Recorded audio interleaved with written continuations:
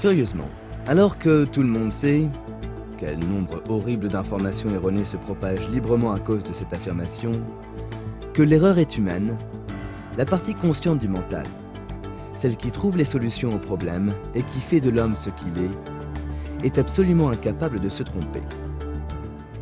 Cette découverte a engendré la stupéfaction, à tort d'ailleurs, quand elle a été faite.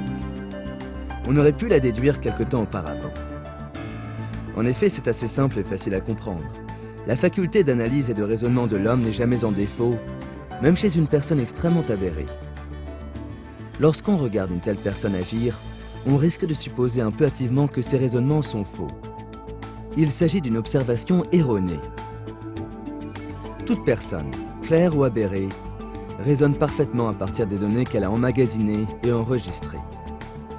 Prenez n'importe quelle calculatrice. Et le mental est un instrument merveilleux, exceptionnel, de loin supérieur à toutes les machines qu'il inventera dans les siècles à venir. Et donnez-lui un problème à résoudre. Multipliez 7 par 1. Elle vous donnera la réponse correcte, 7. Maintenant, multipliez 6 par 1, mais continuez à retenir le 7. La réponse correcte est 6, mais vous obtiendrez 42. Continuez à retenir le 7 et donnez d'autres problèmes à la calculatrice. Il continue d'être faux. Pas les problèmes, mais les réponses. À présent, arrangez-vous pour que le 7 reste en mémoire, quelles que soient les touches que vous pressiez. Puis essayez de donner l'appareil à quelqu'un. Personne n'en voudra, car à l'évidence, la machine est folle. Elle dit que 10 fois 10 font 700. Mais est-ce que la partie calculatrice de l'appareil se trompe vraiment? Ou bien est-ce qu'on lui a fourni des données erronées? Eh bien, il en va de même avec le mental humain.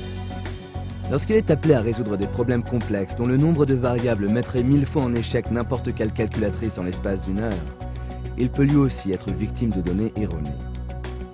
On introduit des données incorrectes dans la calculatrice. Elle fournit des réponses incorrectes. Des données incorrectes sont introduites dans les banques mnémoniques d'une personne. Celle-ci réagit anormalement.